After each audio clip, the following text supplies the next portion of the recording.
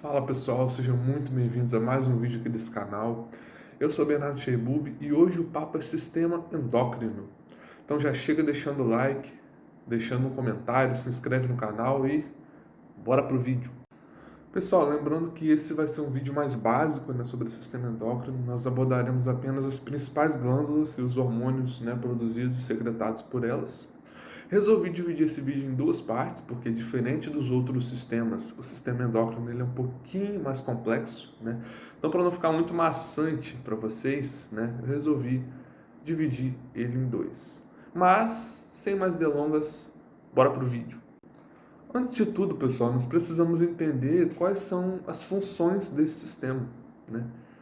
O sistema endócrino, ele é composto pelas glândulas endócrinas. Então, esses são os órgãos envolvidos no sistema endócrino, né? As glândulas endócrinas. E qual que é a função dessas glândulas, né? O que é uma glândula endócrina? Glândula endócrina, pessoal, no nosso corpo é tudo aquilo que tem o poder de produzir, né, e secretar hormônios, né?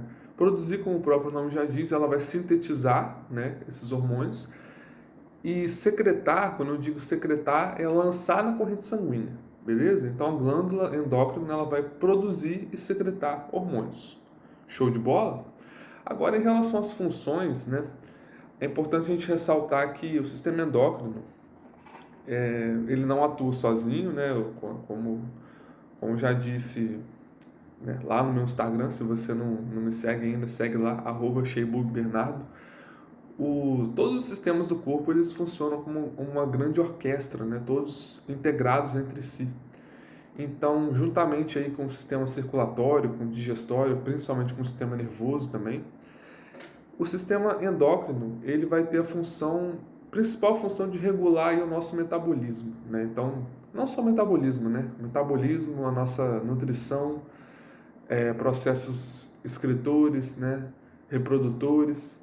Então, essas são apenas algumas das funções do sistema endócrino, mas ele está muito ligado com o metabolismo, né? Tanto é que, se você for para a medicina, por exemplo, existe uma sociedade médica, né, que é a Sociedade Médica de Endocrinologia e Metabologia. Então, a endocrinologia, né, que é parte da medicina que estuda o sistema endócrino, ela está muito relacionada com a metabologia, né, que no caso é o estudo do metabolismo.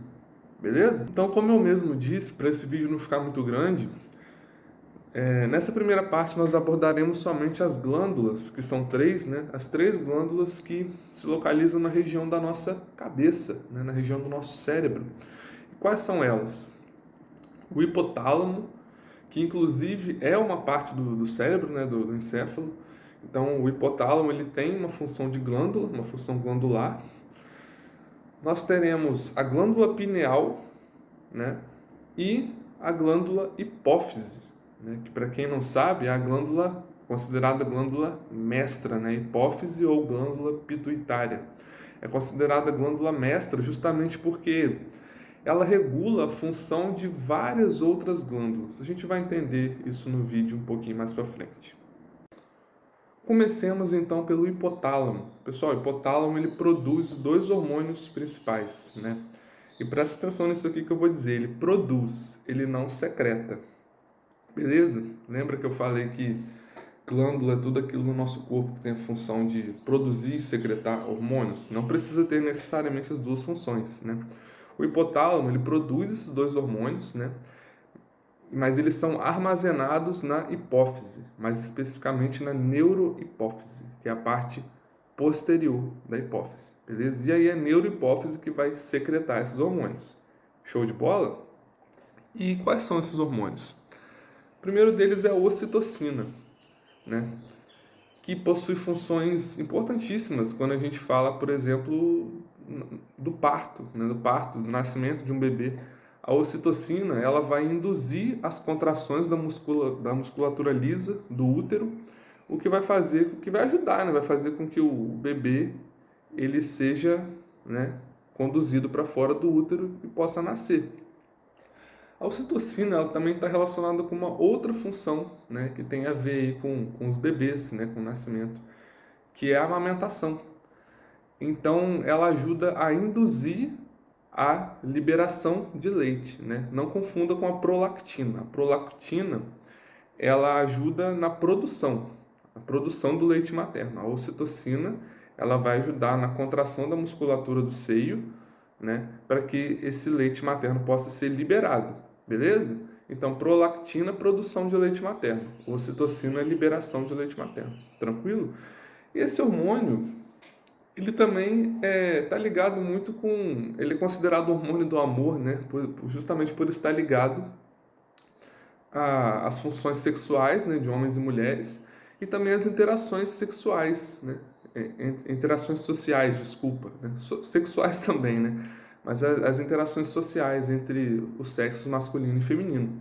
Show de bola? E o segundo hormônio, produzido pelo hipotálamo, também armazenado na neurohipófise, secretada por ela, é o ADH, que é o hormônio antidiurético. Como o próprio nome já diz, né, ele vai dar um stop, ele vai impedir a diurese. Né? O que é isso? O que é diurese?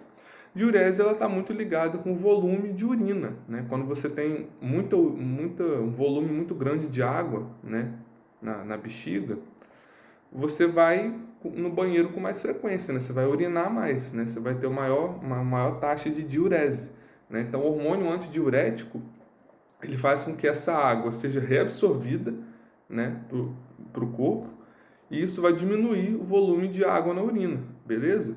Consequentemente, também aumentando a pressão arterial, porque eu vou ter, né, uma maior quantidade de líquido sendo reabsorvido para dentro dos vasos sanguíneos, o que vai aumentar a pressão, né, que é a força exercida sobre esses vasos. Tranquilo? Segunda glândula que trataremos no vídeo de hoje é a glândula pineal, né, que ela está relacionada com a produção e secreção de um hormônio muito importante para nós, que é a melatonina. Sim, a melatonina é um hormônio, pessoal. É o hormônio do ciclo circadiano. Nos humanos, ela tem a função de induzir o sono. Beleza? Cheguemos agora à glândula mestra, né? A hipófise ou a glândula pituitária, que vai produzir 6 hormônios, isso mesmo, pessoal, 6 hormônios principais, sendo que 4 deles, né, são os famosos hormônios trópicos. Né? O que quer dizer isso, Bernardo? O que são hormônios trópicos? Hormônios trópicos são hormônios que atuarão sobre outras glândulas, né?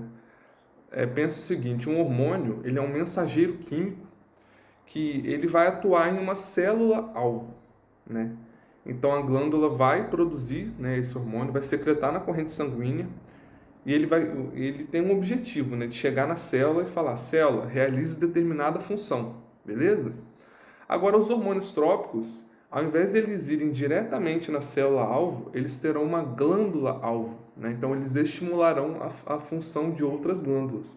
E é justamente por isso que a hipófise é chamada de glândula mestra, né? Porque existem muitas outras glândulas que dependem da função da hipófise. Show de bola?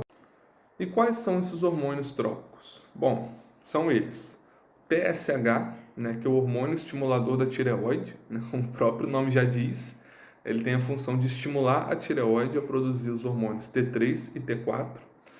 Nós temos o ACTH, que é o hormônio adrenocorticotrófico, e ele vai atuar nas adrenais, né, ou glândulas suprarrenais, né, mais especificamente na região do córtex, que é a região mais externa, né, mais superficial dessas glândulas. Né.